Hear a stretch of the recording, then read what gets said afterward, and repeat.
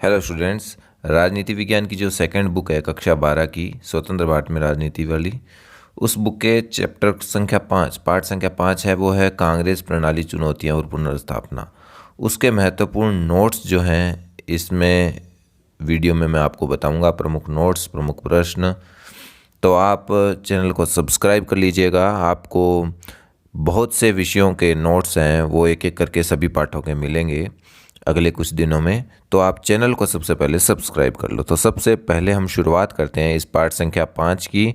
5वें पाठ में कांग्रेस प्रणाली चुनौतियां और पुनर्स्थापना में कुछ अंग्रेजी के शब्द आए हैं, जैसे PUF का मतलब है पॉपुलर यूनाइटेड फ्रंट, SVD का मतलब है संयुक्त विधायक दल, CWC का मतलब है कांग्रेस वर्किंग कमेटी, और सबसे इम्पोर्टेंट ये DMK शब्द बार बार आ रहा है, तो ये है द्रविड़ मुनेत्र कड़गम। तो अब हम पाठ की शुरुआत करते हैं। सबसे पहले कांग्रेस प्रणाली क्या है।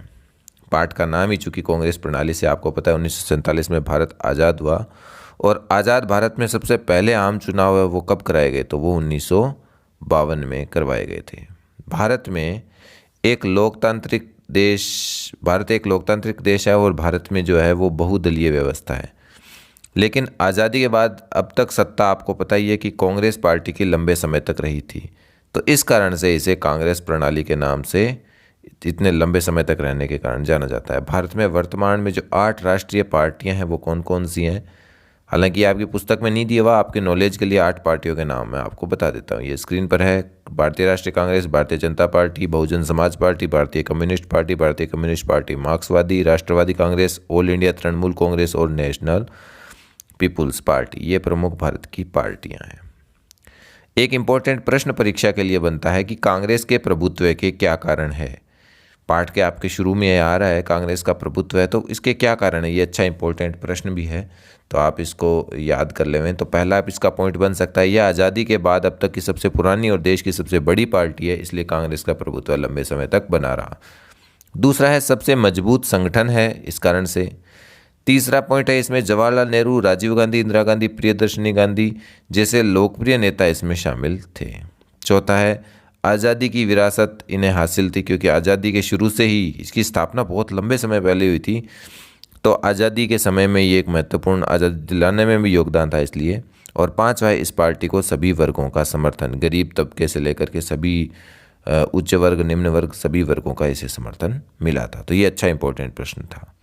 इसके बाद में नेहरू जी की मौत के बाद उत्तराधिकार का संकट पैदा हो गया था। 1964 में जब जवाहरलाल नेहरू की मृत्यु हुई तो उनके राजनीतिक उत्तराधिकारी को लेकर बहुत तेज बहस होने लग गई। सोचने लग गए कि देश अब टूटने लग जाएगा और देश में सेना का शासन आ जाएगा और लोकतंत्र खत्म हो जाएगा। लेकिन ऐसा नहीं हुआ, और लाल बहादुर शास्त्री को जो है देश का प्रधानमंत्री बना दिया गया। उस समय कांग्रेस पार्टी के अध्यक्ष थे के कामराज। तो के कामराज ने उस समय, इनकी जब नेहरू जी की मृत्यु हुई तो लाल बहादुर शास्त्री को 1964 से लेकर 1966 तक प्रधानमंत्री बनाए रखा। हालांकि ये और भी लंबे समय तक रहते, लेकिन 1966 में जो ताशकंद समझौते के लिए ये गए थे 10 जनवरी 1966 को ताशकंद में, तो वहाँ उनका निधन हो गया। काफ़ी रहस्यमयी रहा था यह निधन। और उस समय भारत के सामने कुछ समस्याएं थी। क्या संकट थे उस समय? चीन युद्ध का नुकसान भारत को हुआ था, आर्थिक संकट था, सूखा, मानसून की असफलता भी थी, और पाकिस्तान से युद्ध जैसी घटनाओं से भारत उस समय गुजर रहा था। तो ये एक छोटा प्रश्न बनता है कि लाल बहादुर शास्त्री जी के शासनकाल में कौन कौन सी चुनौतियां थी। तो 1964 से 1966 तक ये प्रधानमंत्री रहे थे। उनकी प्रमुख चुनौतियां थी, एक तो 1965 में भारत पाकिस्तान का युद्ध हो गया। एक भारत चीन का जब युद्ध हुआ था उसके कारण खाद्य मतलब देश में आर्थिक संकट आ गया था भारत चीन के युद्ध के कारण, वो भी इसका पॉइंट हो सकता है।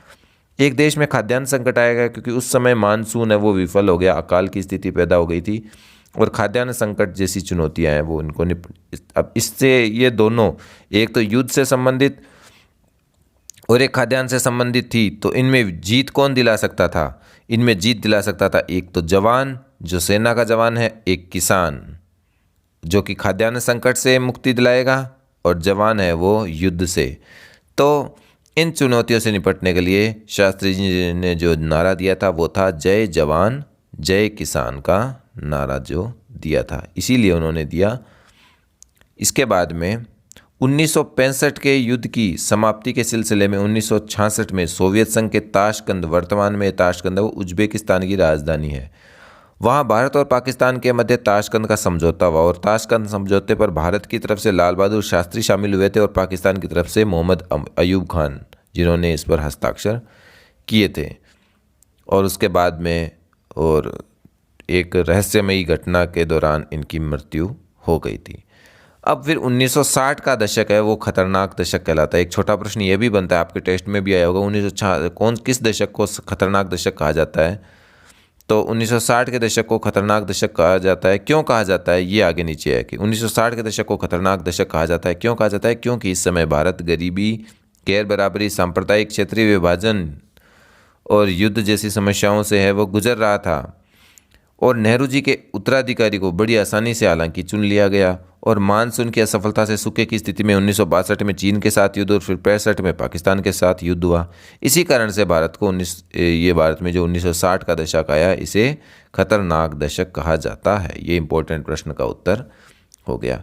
इसके बाद में है शास्त्री जी के बाद में उत्तराधिकार बनाया गया। वो किसको उत्तराधिकारी? शास्त्री जी की जब मृत्यु हुई तो मोरारजी देसाई चाहते थे कि वो प्रधानमंत्री बने, इंदिरा गांधी चाहती थी कि वो प्रधानमंत्री बने। तो ऐसे समय में जब इनके बीच में राजनीतिक उत्तराधिकारी के लिए संघर्ष हुआ तो इंदिरा गांधी को प्रधानमंत्री बनाया गया। मोरारजी देसाई और इंदिरा गांधी दोनों इसके बनने के योग्य थे उस समय, लेकिन इंदिरा गांधी को प्रधानमंत्री बनाया गया।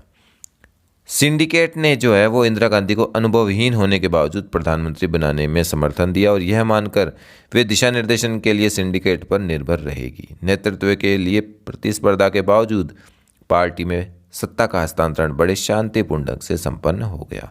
अब यहाँ एक शब्द आया है सिंडिकेट। सिंडिकेट ने इंदिरा गांधी को क्यों मनाया? क्योंकि सिंडिकेट था एक जो कांग्रेस के बड़े बड़े नेता थे उनका एक समूह था, वो सिंडिकेट कहलाता था। तो उन्होंने इंदिरा गांधी जी को है वो प्रधानमंत्री बना दिया और यह कह दिया कि इंदिरा गांधी प्रधानमंत्री रहेगी लेकिन बातें वो किसकी मानेगी? सिंडिकेट की। तो वो पूर्णतया सिंडिकेट पर निर्भर रहेगी, वो अपनी ज़्यादा मनमानी नहीं कर पाएगी इंदिरा गांधी। इसलिए सिंडिकेट ने सोचा एक मूक प्रधानमंत्री हम बना देते हैं। अब इंदिरा गांधी की जब पीएम बन गई तो उनके सामने देश के सामने क्या क्या समस्याएं उस समय थी? एक तो मानसून की असफलता थी, एक बहुत ज़्यादा सूखा था, विदेशी मुद्रा भंडार में लगातार कमी हो गई थी और निर्यात में गिरावट हो रही थी। ये कुछ समस्याएं उनके समय में थी। और भी कुछ समस्याएं थी, जैसे सैन्य खर्च में बढ़ोतरी से देश में आर्थिक संकट की स्थिति आ गई थी और इंदिरा गांधी ने है वो अमेरिका के दबाव में रुपए का भी मूल्य गिरा दिया, रुपए का अमूल्य कर दिया। यानी $1 पहले 5 रुपये का होता था, वो उसको 7 रुपये का कर दिया। तो भारत को यह नुकसान हुआ। उसके बाद में चौथा आम चुनाव 1967 में जब हुआ तो देश की खराब स्थिति थी। अनुभवहीन नेता होने के कारण विपक्षी दलों ने कांग्रेस को अब हराने की सोच डाली थी। ऐसी स्थिति में अनुभवहीन प्रधानमंत्री का चुनाव का सामना करना एक बड़ी चुनौती उस समय थी। अब आपको पता ही है कि फरवरी 1967 में लोकसभा और विधानसभा के जब चुनाव हुए तो चुनाव हमेशा की तरह ही आराम से एकदम हो गए, लेकिन उनके नतीजों ने सबको चौंका दिया। कांग्रेस को जो है वो केंद्र और राज्य दोनों ही जगह पर गहरा धक्का लगा और कांग्रेस किसी तरह से लोकसभा में सरकार बनाने में सफल रही, पर सीटों और मतों की संख्या दोनों में भारी गिरावट आई। कांग्रेस के कई बड़े नेता चुनाव हार गए। चुनाव के नतीजों को राजनीतिक भूकंप की संज्ञा दी गई। अब कांग्रेस कहाँ कहाँ चुनाव हारा है? तो राज्यों की अगर बात करें तो 9 राज्यों में कांग्रेस को की है जो सरकार नहीं बनी थी विधानसभा में। ये राज्य भारत के किसी एक भाग में स्थित नहीं थे, जैसे उत्तर प्रदेश, मध्य प्रदेश, पंजाब, हरियाणा, बिहार, पश्चिम बंगाल, उड़ीसा, मद्रास और केरल। यहाँ इनकी सरकार नहीं बनी। और तमिलनाडु में द्रविड़ मुनेत्र कड़गम जो पार्टी आपको नाम बताया था DMK, वो उनकी सरकार तमिलनाडु में एक क्षेत्रीय पार्टी को बहुमत मिला। इस पार्टी ने हिंदी का राजभाषा के रूप में विरोध किया और इसने सरकार बनाई। इसके बाद में आया गैर कांग्रेसवाद। जो दल अपने कार्यक्रम विचारधाराओं के धरातल पर एक दूसरे से अलग थे, एकजुट हो गए और उन्होंने सीटों के मामले में चुनावी तालमेल करते हुए कांग्रेस विरोधी का मोर्चा बना दिया। भाई कांग्रेस को हराना है तो ऐसा मोर्चा उन्होंने बनाया। समाजवादी नेता जो राम मनोहर लोहिया थे, उन्होंने इस रणनीति को गैर कांग्रेसवाद का नाम दिया कि अब देश में है कांग्रेस की सत्ता है वो खत्म होनी चाहिए, इसका प्रयास उन्होंने किया। ऐसी स्थिति में गठबंधन किया गया। अब गठबंधन होता क्या है? गठबंधन उस स्थिति को कहते हैं जब दो या दो से ज़्यादा पार्टियां मिलकर के सरकार बनाती है। ऐसा इसलिए किया जाता है किसी पार्टी को जब बहुमत नहीं मिलता है तब ऐसा काम करना पड़ता है, यानी किसी एक पार्टी को इतनी सीटें नहीं मिली कि वो अकेले सरकार बना सके, इसलिए वो गठबंधन करते हैं, दूसरी पार्टियों के साथ मिलकर के सरकार बनाते हैं। कई दलों का गठबंधन। 1967 के चुनाव में गठबंधन की घटना सामने आई। पार्टियों को बहुमत नहीं मिला और अनेक गैर कांग्रेसी सरकारों ने संयुक्त विधायक दल है वो बनाया। गठबंधन में अलग अलग विचारधाराओं की पार्टी शामिल हुई, जैसे बिहार में समाजवादी और पीसीपी पार्टी शामिल हुई। एक विचार और आता है जिसका नाम है दल बदल की। जब कोई जनप्रतिनिधि किसी खास दल के चुनाव चिन्ह पर चुनाव जीत जाए और चुनाव जीतने के बाद उस दल को छोड़ करके दूसरे दल में अगर वो शामिल हो जाता है तो इसे दल बदल कहते हैं। ये चुनाव जीतने से पहले अलग पार्टी में था और चुनाव जीतने के बाद में उस दल को छोड़ करके दूसरे दल में अगर चला जाए। तो जैसे 1967 के चुनाव में कांग्रेस का एक विधायक था हरियाणा में जिसका नाम था गयालाल। उसने एक पखवाड़े में 15 दिनों में 3 बार पार्टी बदल दी और उनके ही नाम पर आयाराम गयाराम का जुमला है वो बना।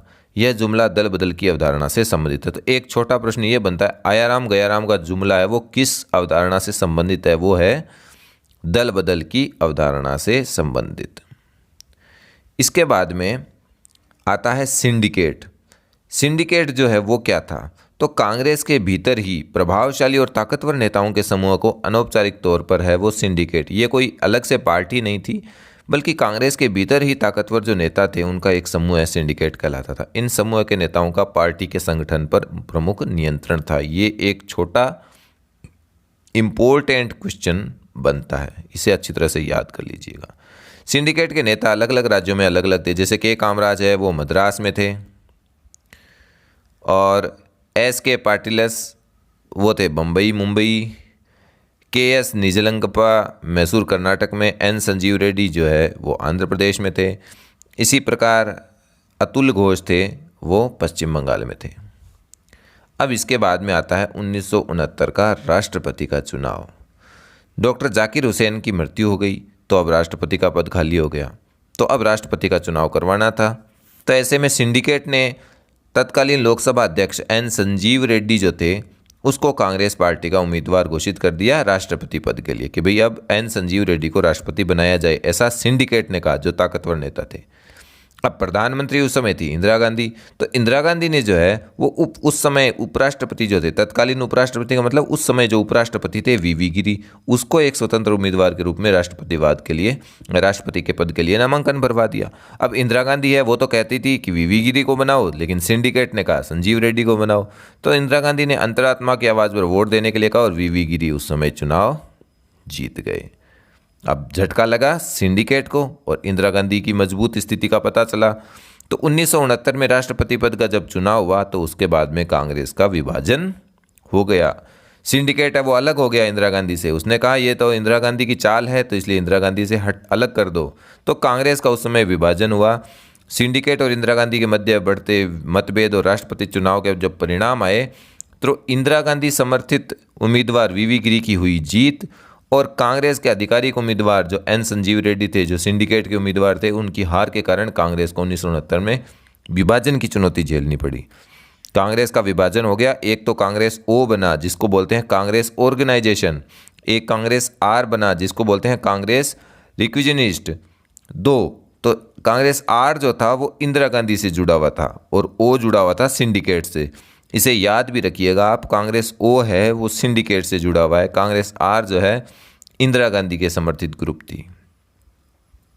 तो निष्कर्ष क्या निकला?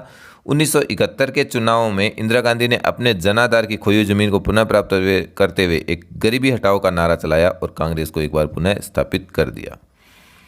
अगर पूछें कि कांग्रेस के विभाजन के प्रमुख कारण कौन कौन से थे, तो पहला कारण तो था 1969 का राष्ट्रपति चुनाव जिसमें इंदिरा गांधी ने समर्थन दिया था वीवी गिरी को, जबकि सिंडिकेट ने समर्थन दिया था संजीव रेड्डी को।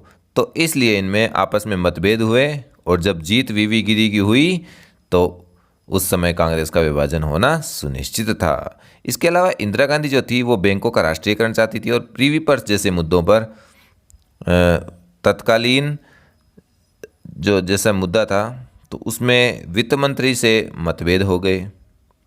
मोरारजी देसाई चाहते थे कि प्रीवी पर्स समाप्त नहीं हो, लेकिन इंदिरा गांधी चाहती थी प्रीवी पर्स है वो समाप्त हो। जो राजा महाराजाओं को उस समय प्रीवी पर्स मिलता था उसको समाप्त करने के लिए कहा।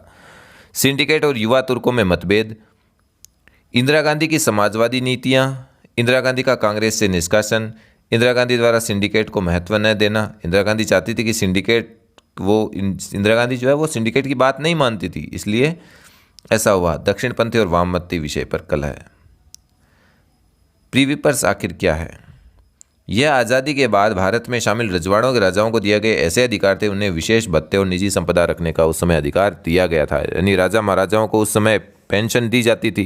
सरदार वल्लभ भाई पटेल ने जब भारत आज़ाद हुआ तो उनको, रजवाड़ों को भारत में शामिल करने के लिए उनको प्रीवी पर्स पेंशन के रूप में और निजी कुछ विशेष प्रकार के भत्ते वगैरह राजाओं को दिए गए थे। लेकिन उनको इंदिरा गांधी ने यह कहकर ठुकरा दिया कि अब ये उनका अधिकार नहीं है, जनता के टैक्स से वो पैसा आता है और उससे इनको फोकट की पेंशन वगैरह नहीं देनी चाहिए।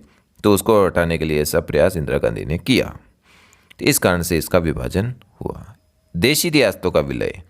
देशी रियासतों का विलय भारत संघ में करने से पहले सरकार ने रियासतों के तत्कालीन शासन परिवार को निश्चित मात्रा में निजी संपदा रखने का अधिकार दिया था और सरकार की तरफ से कुछ विशेष भत्ते देने का भी आश्वासन सरदार वल्लभ भाई पटेल द्वारा उस समय दिया गया था। ये दोनों इस बात को आधार मानकर तय किया जाएगा कि उस रियासत का विस्तार कितना है, राजस्व क्षमता कितनी है। इसे ही प्रीवी पर्स कहा गया। इंपॉर्टेंट प्रश्न भी ये बनता है कि प्रीवी पर्स क्या है ना। तो अब तक पिछले पैराग्राफ में और इस पैराग्राफ में आपको बताया ये प्रीवी पर्स होता है। तो इंदिरा गांधी ने है वो 1967 के चुनावों की खोई जमीन प्राप्त करने के लिए 10 सूत्री कार्यक्रम अपनाए। इसमें कुछ प्रमुख पॉइंट है: बैंकों का राष्ट्रीयकरण, खाद्यान्न का सरकारी वितरण, भूमि सुधार, ऐसे गरीबी हटाओ कार्यक्रम उसमें शामिल थे। 1971 के चुनाव में गैर साम्यवादी और गैर कांग्रेस विपक्षी पार्टियों ने चुनावी गठबंधन बनाया जिसका नाम था ग्रैंड अलायंस। ये बहुत इंपॉर्टेंट प्रश्न है, आपकी पुस्तक में ये लिखा हुआ भी है ग्रैंड अलायंस क्या है। तो गैर साम्यवादी और गैर कांग्रेसी पार्टियों ने जो चुनावी गठबंधन बनाया वो ग्रैंड अलायंस कहलाया। इंदिरा गांधी ने सकारात्मक कार्यक्रम रखा और गरीबी हटाओ का नारा दिया, और ग्रैंड अलायंस ने दिया इंदिरा हटाओ का नारा। ग्रैंड अलायंस ने कोई गरीब लोगों के लिए कुछ नहीं किया, इंदिरा गांधी ने उस समय सकारात्मक कार्यक्रम रखाया।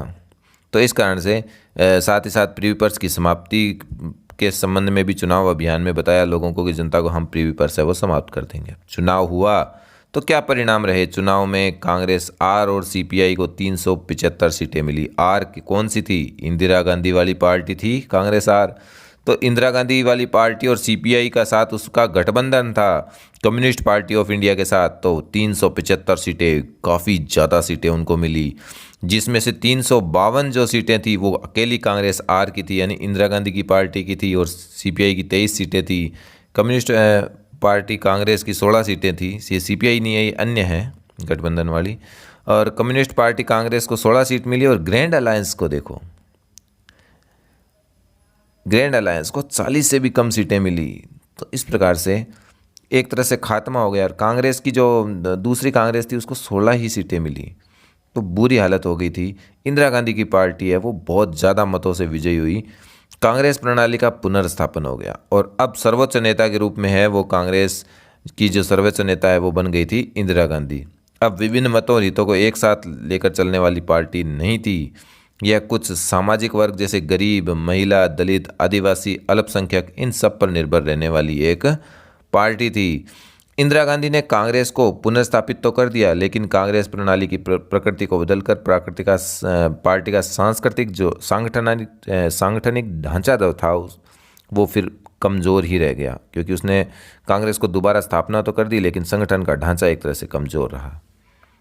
1971 के चुनाव के बाद में कांग्रेस के प्रभुत्व की पुनर्स्थापना के लिए कुछ कदम उठाए गए। एक तो इंदिरा गांधी जो है उसका चमत्कारिक नेतृत्व था, समाजवादी नीतियां अपनाई गई, गरीबी हटाओ का नारा लिया गया, कांग्रेस दल पर इंदिरा गांधी की पकड़ मजबूत हो गई, वोटों का ध्रुवीकरण हुआ और विपक्षी दल कमज़ोर हो गया। उस समय गरीबी हटाओ का नारा जो है इससे जुड़ा कार्यक्रम इंदिरा गांधी की एक राजनीतिक रणनीति थी और इसी के सहारे वे अपने लिए देशव्यापी राजनीतिक समर्थन की बुनियाद तैयार करना चाहती थी। वो चाहती थी कि इससे वो अपना समर्थन बढ़ाए। तो इंदिरा गांधी ने वंचित तबकों, खासकर भूमिहीन, किसान, दलित, आदिवासी, अल्पसंख्यक, महिला, बेरोजगार नौजवानों के बीच अपने समर्थन का आधार तैयार करने की कोशिश की और इसके परिणाम स्वरूप 1971 के चुनाव में कांग्रेस को बहुत ज़्यादा मतों से विजय प्राप्त हुई। धन्यवाद।